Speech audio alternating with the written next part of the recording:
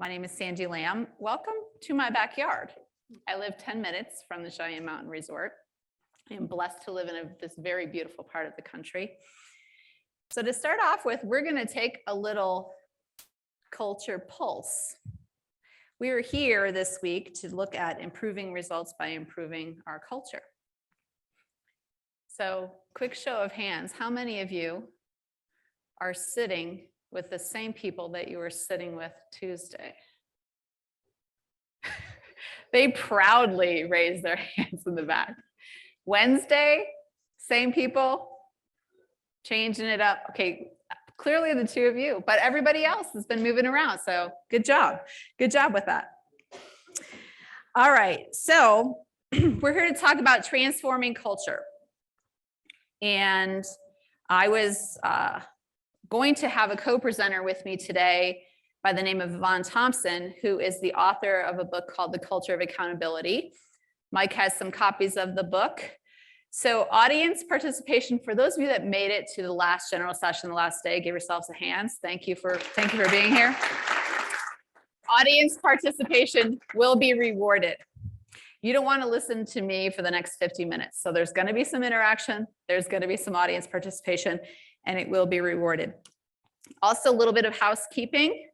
All of you should have on your tables a little postcard that on one side has the accountability model and on the other side has levels of consciousness. This is trademark material from Change Innovators, which is Yvonne's company. And really the crux of what I'm going to talk to you about today. So keep those handy. If you don't have them, Mike has some extra copies. I have some extra copies. I can give them to you. There might be several sitting on a table where nobody's sitting, so we might need to move those around or share those as well. So who's familiar with Simon Sinek? Start with why. Hopefully everyone. He is one of my heroes. And so I always start with why. And my why, as far as how I showed up here today or how I landed here today. So I have 27 years in engineering and construction, worked for a privately held company, did high risk work in nuclear power, in homeland security. My last project was here in Pueblo, Colorado, doing chemical weapons destruction for the Department of Defense. One of my colleagues is right here with me today, so thanks for the moral support. I am living proof that a culture can be transformed. Thank you for the affirming. Not, I didn't even pay her to do that. When I was at PCAP, which is what we called the pilot plant down there, we went through a cultural transformation, cultural beliefs transformation. The work I did there wasn't associated with the organization that I'm associated with now, but I can tell you we had about 1,200 employees, and we had 3 major corporations, 2 of which were teaming subs to the prime, which I worked for. So it's possible. And I'm going to tell you a little bit about how we go about transforming cultures.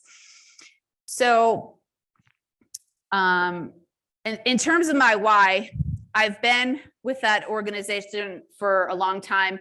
My first exposure to human performance was back in 2010 when I worked at St. Lucie Nuclear Power Plant, and Ray Gonzalez came and did human performance training for us there, and he has been my mentor ever since. I've worked alongside him, but I am not representing Hope today, even though I support them 100%.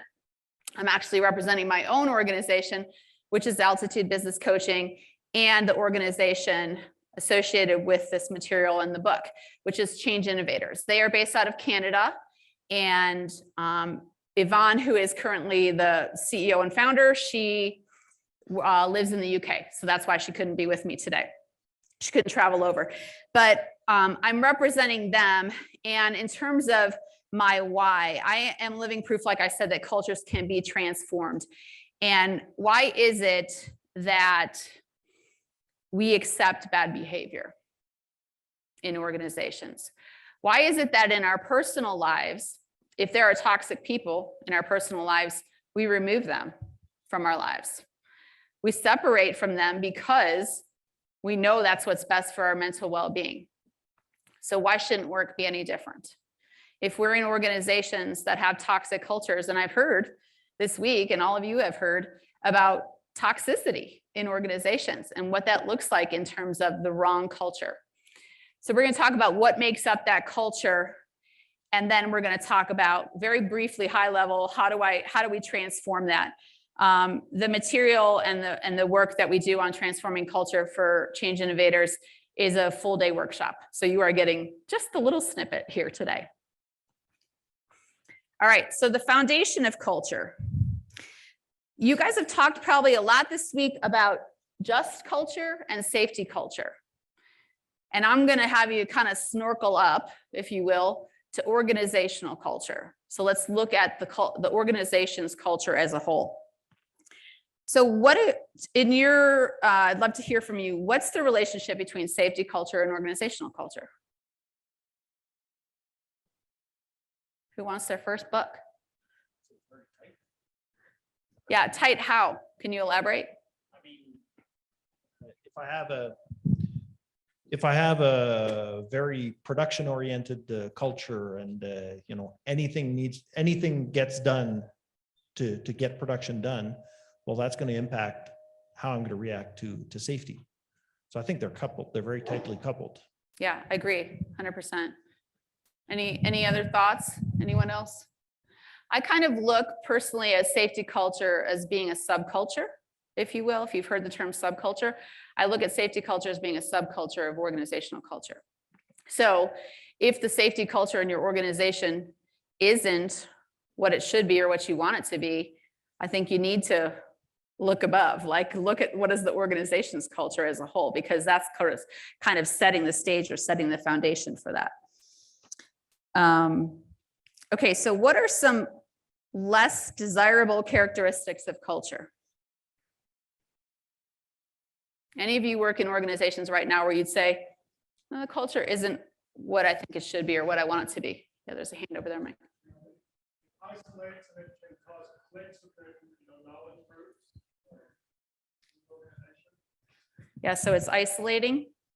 Correct. Yeah, if you don't fit in, or if it's not an inclusive culture, people feel cast out, and then you get, stranded ideas, stranded people, and people leave. Sure, people leave. Yeah, they do. Some of them should leave and they don't, but that's another story. Yeah. I was going to say very Metric focused. Interesting. Yeah, metric focused. So very compliance driven, kind of detail oriented. What are some other undesirable characteristics of organizational culture? So Punitive? Yeah. I worked at a nuclear power plant for many, many years, and then I went and worked at a shipyard, and I noticed a big difference in safety culture. And like in nuclear power, for example, if you put your finger under a suspended load, that's big trouble. But at this particular shipyard, you can walk under a suspended load, and that was the norm. So Wow. Different safety culture, right? Exactly. But what it did was it made me feel uncomfortable, right? Because the culture was different and something. So, I didn't well, like. we can talk more later, but I'd love to know what you did about it, right? I mean, that's really what it comes to. Okay, so those are some, I know, one more? Okay, go ahead. I was just going to say favoritism. Favoritism. Yeah, that's a good one. And I heard, what was the other? Disciplinary or something? Punitive. Yeah, punitive. Okay, so, oops, there's that darn clicker. Okay. Back in the day, this is actually in Yvonne's book, an excerpt from her book. Somebody had handed this to her at a previous, she actually, by the way, used to be called the safety lady. So she started out her career in safety. So a lot of what she talks about and the book and everything else is rooted in that. Back in the day, okay, I'm not going to go through and read all these, but take a second to look through this. Back in 1878, this was the bank rules for staff. I'll highlight my two personal favorites. The firm, and this isn't all of them, by the way. There was, I think, a total of 10, but I didn't want to overload you with the insanity. Okay, this firm has reduced the hours of work, and the clerical staff will now only have to be present between the hours of 7 a.m. and 6 p.m. on weekdays. Well, hallelujah. And my personal favorite, number 5, no talking is allowed during business hours. So how do you think they got anything done? Right? So this is, we have come a long way, I will say, but not far enough. And this is really kind of what I would consider to be undesirable characteristics of what I'm calling and what Yvonne refers to as old energy organizations. So she talks about old energy organizations, new energy organizations, and her program is New World Leadership. So how do we move into new energy, new world leadership? This was their way. What were they trying to accomplish? Well, let me ask, what were they trying to accomplish, you think, with these rules? Control, 100%, right? Command and control, right? This was their way of controlling the staff. So what kind of emotions does this evoke when you see this? This is some random photo, by the way. It's not the bankers, but it could be. Well, I mean, how would this make you feel if you worked for a little bit stressed? A little bit stressed. Yeah, absolutely. Small, love that. Angry, frustrated. Again, I don't know how people operate in organizations that are like this, but this is what we refer to when I talk about old world organizations. I came across this quote on social media, and boy, did it resonate with me. Nothing will kill a great employee faster than watching you tolerate a bad one. So we're going to talk about what makes up culture, what makes up organizational culture. Starts with values, beliefs, purpose. And the behaviors are really what drives it all, right? So what are we willing to accept? In that organization, in old world organizations, they led by fear, right? There was that idea of heavy-handedness, right? Control is that feeling that we experience in the old world organizations. Very, very discipline is common, right? Very disciplined approach. Mistakes are punished. God forbid you make a mistake, right? So what does that lead to? We've talked about it all week. Lack of honesty. Well, I'm not going to speak up. I don't want to be punished, right? So in old world organizations, old energy organizations, that's the type of behavior that was promoted. Do any of you, be honest, do any of you in the room feel like the organization in which you currently belong to still has some of this old world organization culture? Absolutely, I heard. Yeah. Isn't that frustrating? Like I said, we've come a long way, but not far enough. Okay.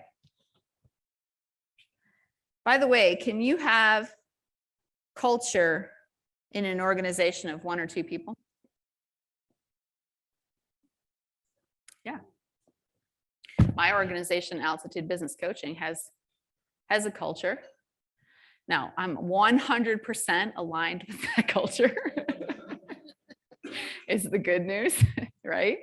But yeah, you can have culture in, it doesn't matter the size of the organization, right? So how many of you have heard the term accidental culture? Have you ever heard that term? Yeah, Lauren, I see you raise your hand. How do you know if you have an accidental culture? What do you think? You're not leading with intention. Yeah, I mean, that's it, right? Because the opposite of an accidental culture is an intentional culture. And if you don't intentionally set the culture for your organization, the people will do it for you accidentally, right? But what's more important, I think, when it comes to an accidental culture is what is the impact of that accidental culture. So these are the things that you see here, right? So is the organization hitting its growth targets? What does client retention look like? What does employee retention look like? What does profitability look like? How are we doing on our safety goals? How are we doing on those metrics, right? Are we hitting our deadlines or not? So if the accidental culture is happening, how do we move to an intentional culture? That's the $64,000 question, right? We have to change the experiences. We have to change the experiences of the people that work at that organization. Okay, so here's the 4 levels of consciousness that show up on here. I'm going to briefly go through these, and then I'm going to give you all a minute or 2 at your tables to talk through where you feel like you're at right now in terms of your level of consciousness and how you feel that's working for you or not working for you within your current organization. So let's kind of look at what, how many of you are familiar with victim mentality? Do I have any victims in the room? Okay, let me rephrase that. Do I have anybody who works with victims? Yeah, that one usually gets a hand or 2. Is it possible that, so what does victim look like? Okay, victim mentality looks like blame, right? Looks like not taking accountability, looks like making excuses. Is it possible that we've created an accidental culture where victim mentality can thrive? Right? And why is that?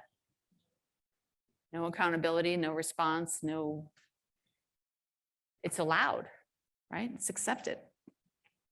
So parts of the organization, you know, start to drift into this victim mentality. The next level in terms of consciousness is doing mentality. How many of you have a to-do list? How many of you have a to-do list sitting in front of you right now? How many of you have to-do lists that when you go back to work, you're like, oh, I'm going to have to get all this done. All right, so what do you do when you get to the end of your to-do list? Number 1, either there is no end, or number 2, I just make another list. Right? So my primary role at Altitude Business Coaching, my primary work is to do executive coaching for women in male-dominated industries. Rightfully so, because that's the world that I lived in. I can't tell you how many women I've coached that have said, oh, I got this list and blah, blah, blah, especially the engineers. Love you to death. I'm married to one, but the engineers like their lists. They like their to-do list. They like to be in do mode. Is that good, bad, right? But where we want to do is start floating up into other levels of consciousness. So fluid mentality in the flow. One of the other things that I fell into, if you saw on the very first slide, is I'm a speaker coach for TEDx speakers. So I coach them to get in the flow. When they stand up here, they need to be in the flow. What does that mean? That means that they're connecting, right? That they're really connecting with other people, that they're connecting with the audience. So fluid mentality is sort of what we want to aspire to in the organization so that we can actually connect, right? With the people that we work with. Connect to them human to human, not boss to subordinate, not employee to peer, human to human. And then the last level of consciousness is being mentality. So when things aren't going well, we always want to go straight to that pointy end, right? What are the results? Why am I not getting the results? You're not getting the results because you need to pull that string, right? So where does it start? Where does it start from? It starts from these behaviors that we talked about and the values that we talk about. So if you're not getting the results that you want to get, how are you showing up? What are you being, right? What do I look like when I come into work every day, right? So how do you want to show up? How do you want to be to create an environment where we can have an intentional culture and the people that work for us and with us can thrive? So take just a second among your tables and talk through 4 levels of consciousness. Talk through where you are, where you feel like you are, and kind of how it served you or hasn't served you. I'll give you just a couple minutes to do that. I'm going to talk in a minute about Connors and Smith. Have you read the books? Any of you read the books, The Oz Principle, Change the Culture, Change the Game? Yes. Before we went through our big cultural transformation at PCAP, those were 2 required readings. Good. And glad to hear that. And so that's where I first learned about victim mentality, was through those books. And so I got a question in the back here about, can you flow, right? Like in the flow, but can you go from like one level of consciousness to the next? Yeah, probably sometimes 4 in a day, maybe, right? But the important thing, I think that Connors and Smith, and what I really learned from that is, look, we can all kind of go below the line, as they refer to it, in terms of our victim mentality. We just can't dwell there. We can't live there. We can't stay there, because what does it do? It cripples us, right? We become just stuck. We won't take action. We won't change for the better, right? So yeah, so that is something. I mean, you can flow through those for sure. The other question I got over here was about explaining the B mentality more. The law, one of the things that I do in my coaching is talk about the law of self-control, how our thoughts drive our beliefs, drive our actions, drive our results. So one of the gals said, well, can we be negative? I was like, sure, you can be negative. Well, how do you think that's good? The results are going to turn out, right? If we start with our negative thoughts that drive beliefs, that drive actions, that drive results, all negative, right? So that's why I say, if we're not getting the right results, well, how are we showing up? Are we showing up with a positive attitude every day? Are we showing up wanting to help others? Are we showing up believing that everybody comes to work to do a good job? Anybody just, we have time for maybe one share. Does anyone want to share something in terms of where they're currently at in terms of their level of consciousness and whether it's serving them or not serving them? Well, I said that I was between the doing mentality and the fluid mentality, and on a regular basis. Like you said, you do switch, I think, those levels of consciousness throughout the day, throughout the week, but on a continuous basis, I would say I'm between the 2. I like the to-do list. I like having the list. I like checking it off. I like knowing I accomplished something, but I also like conversations with people. I like to interact. I like to build those relationships, because, I feel like that's how our organization, that's how we work best, is just those interpersonal relationships. So I think I bounce between those 2 mostly. Good, great. Yeah, like I said, I don't think to-do lists are bad in and of themselves, right? And I won't go down this rabbit hole, but one of the other things I coach on is time management and productivity. Anyone familiar with the book Eat That Frog by Brian Tracy? Yeah, so my time management program is based on Brian Tracy's Eat That Frog. And oftentimes our to-do lists, like, we put the smallest things on there so that we can just crush those lines through, right? Are they the most important things we have to do today? Heck no, but I'm going to put them on there so I can cross them off and feel better, right? So sometimes we need to make sure that we're working on the right things, right? And the things that are most valuable, but I won't go down that rabbit hole. Okay. Thanks for sharing. Yeah. Real quick question, and I'm gonna get the name wrong. When the third circle there, is that flow different from the flow of, is it Chismehai? I can't, I get his name wrong. When he talks about being in a state of flow. I don't know. I'm not familiar. Okay, it's talked a lot about in like thinking fast and slow. Okay. Where we could talk about mindfulness versus being in flow. Yeah, there's definitely in the program, there's definitely mindfulness aspects to that. And that's why I say, kind of in the flow is sort of, actually, it's interesting you say that, because the word that I wrote down was Zen, like if I'm feeling Zen today, right? Then I'm kind of in the flow, and we have those days. Believe it or not, Monday is my most productive day. Everyone's like, I hate Mondays. I love Mondays. They are my most productive day.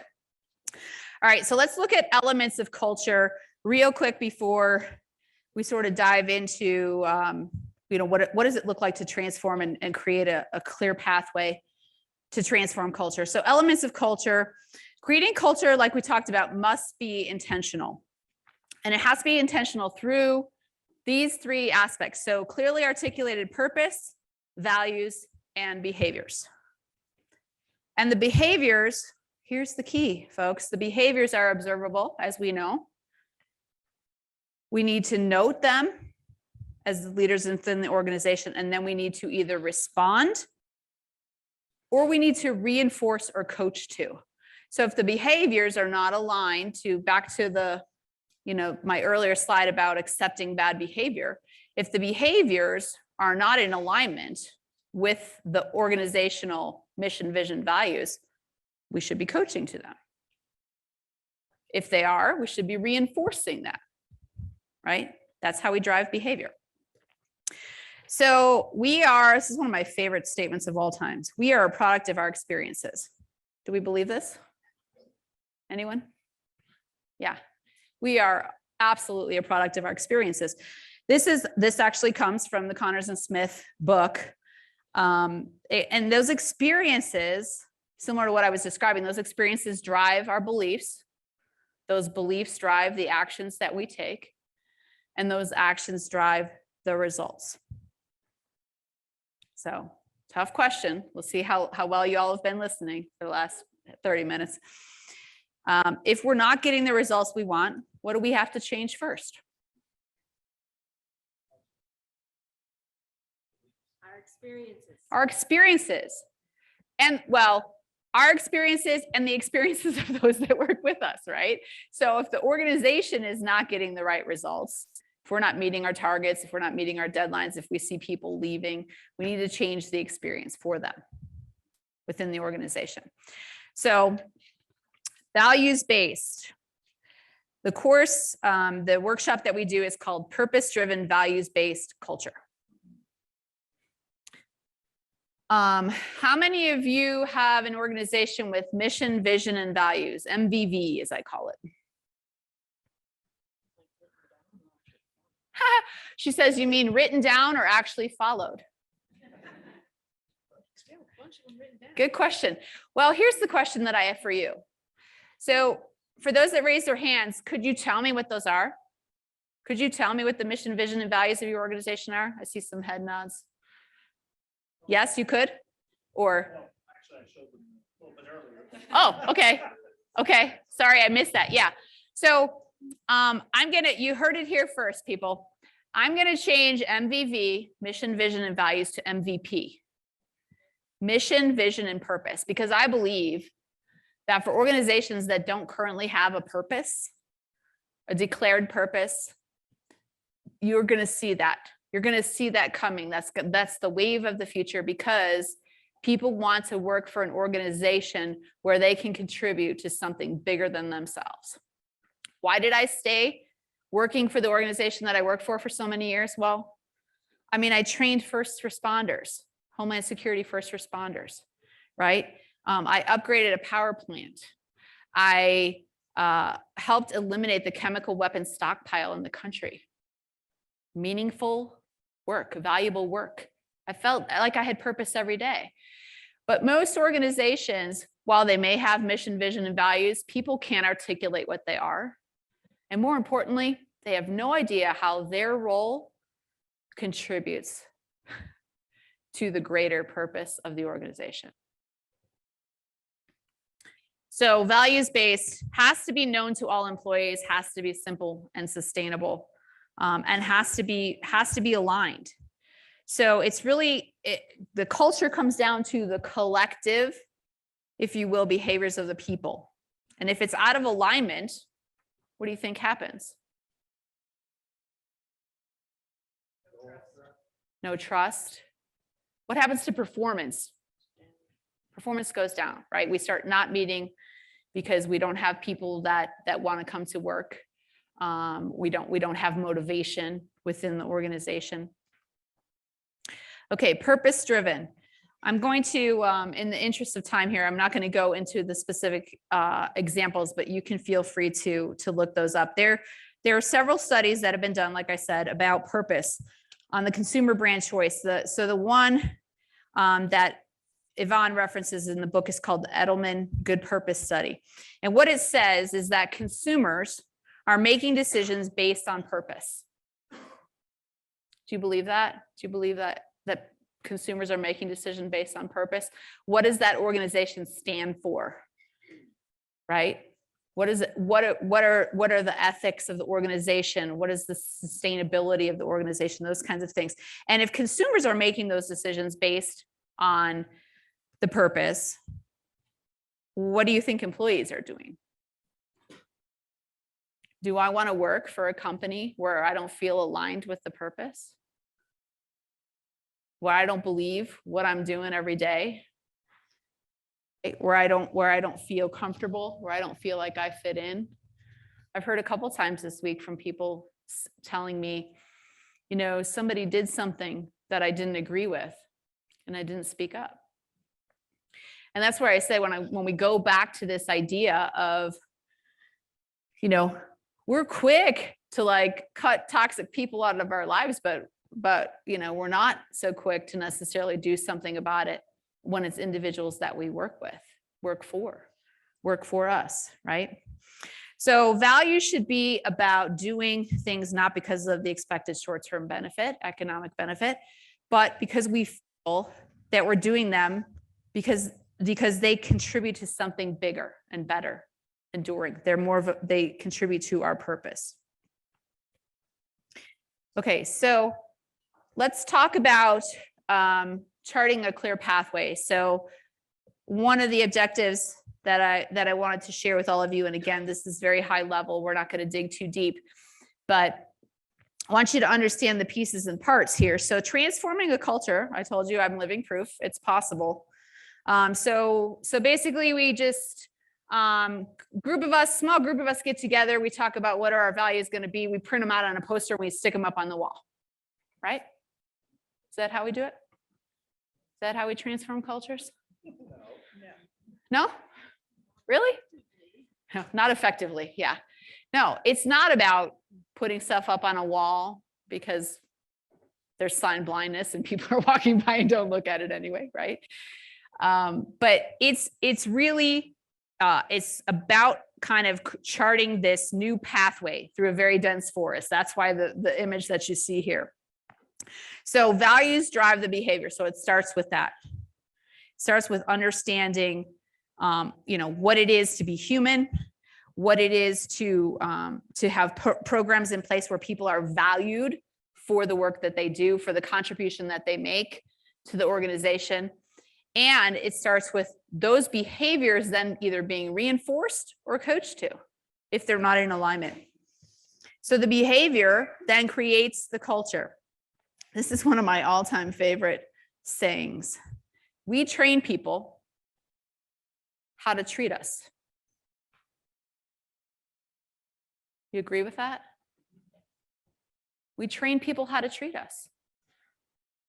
By how? By experiences what? Our reaction, right?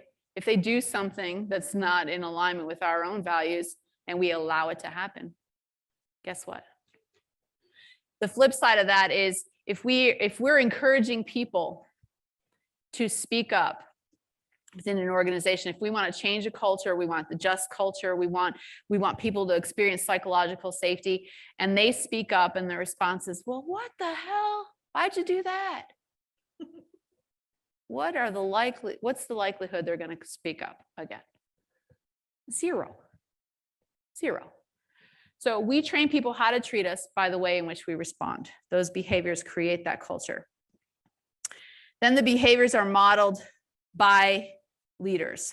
So this starts at the top, right?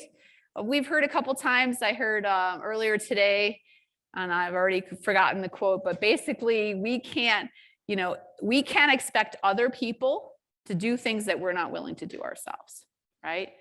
And if we demonstrate behaviors at the very top levels and the leaders within an organization, then we're saying that's okay, that's acceptable. And it's absolutely not. So employees are watching and learning every day, right? They are watching what their leaders do. They're watching what their peers do. And then, so why do we care? Why should we care about transforming a culture? I mean, it's right here. Because culture dictates performance. Because if you have an organization that has a toxic culture, you may be successful in the short term, but the sustainability of your organization, the profitability, the overall performance of your organization. Because why?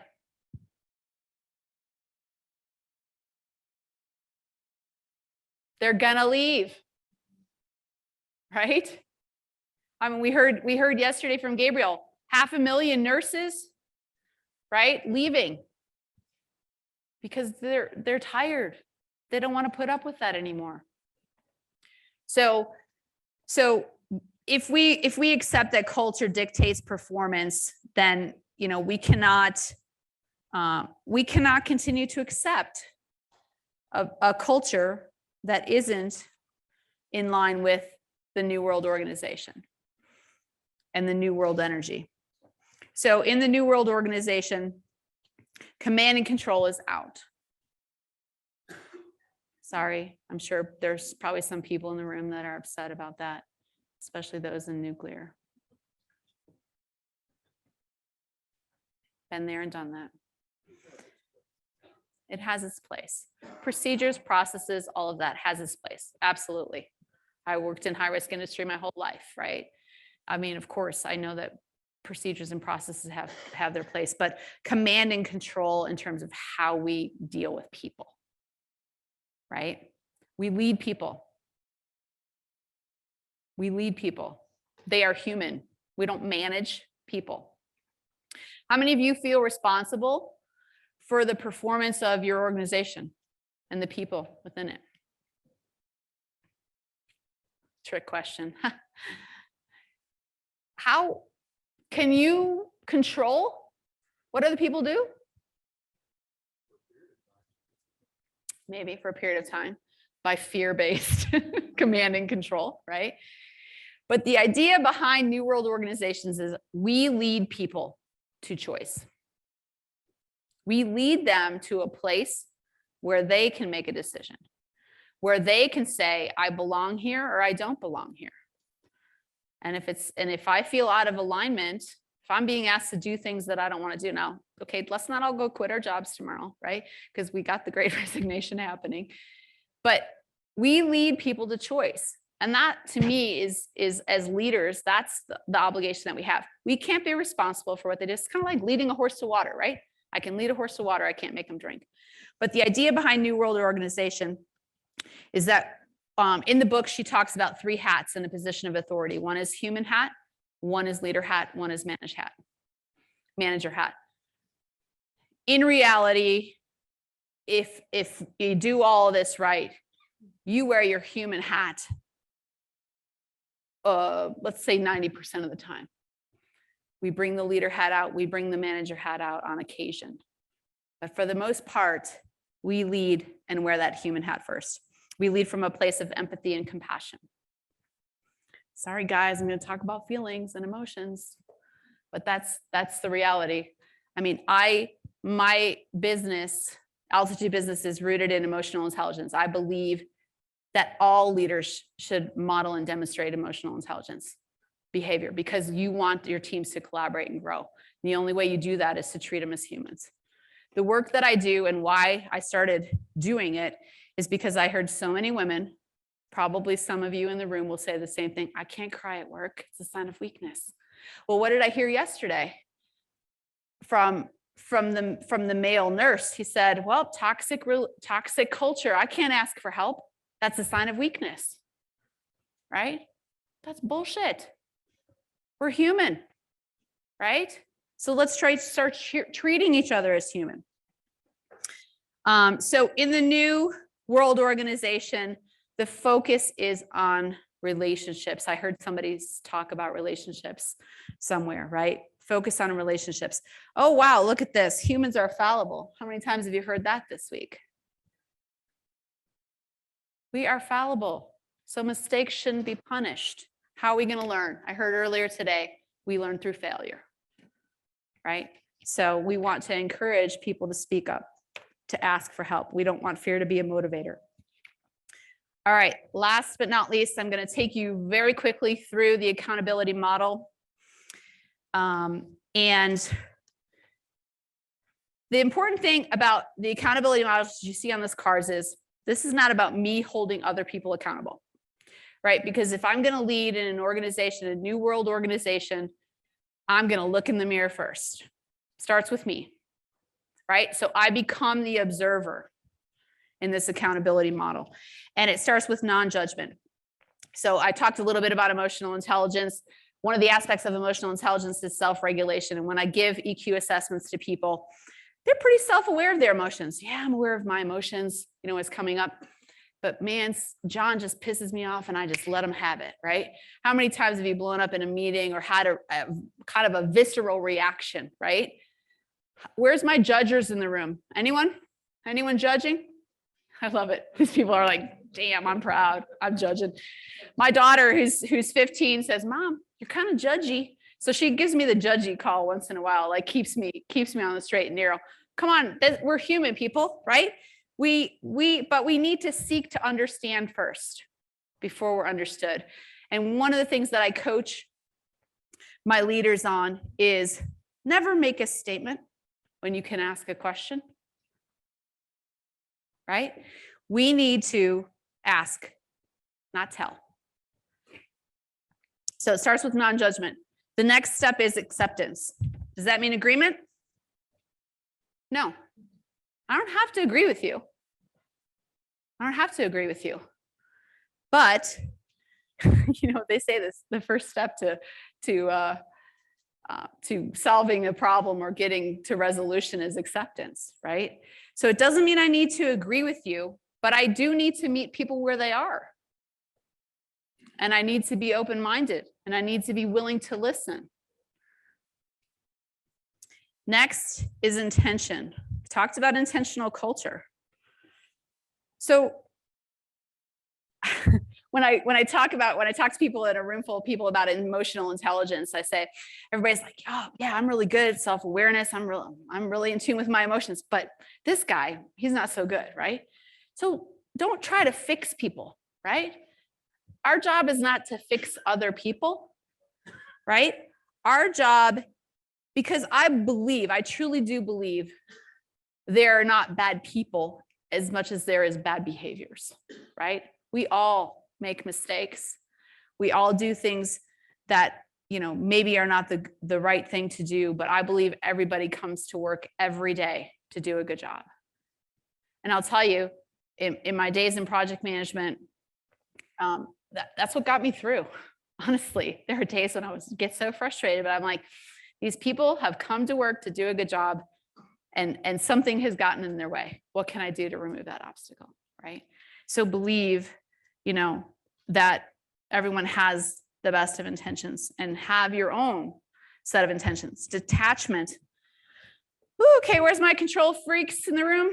Type A, high performers.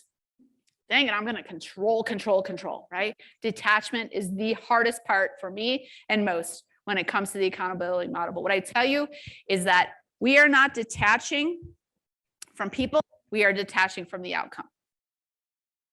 Okay, so this is where I said, hey, who's responsible? How many of you feel responsible for other people's performance? You can't. They have choice, right? We need to lead them to choice, but we need to detach from the outcome. All right, 26 seconds. Awesome. Okay, coaching. This is a whole, once you get to this in the accountability model, there's a whole section on coaching as a leader. And then the last one here is self-accountability. So like I said, we're looking at the inner world here, right? This is all about the inner world, focusing on our own self-leadership, our own self-assessment, self-accountability. All right, there is my LinkedIn. Feel free to connect with me. I would love to talk more with any of you about transforming culture. If you're in an organization that has a perfect culture, God bless you. I applaud you. If not, and you want to talk about how do we transform, let me know. Thank you all.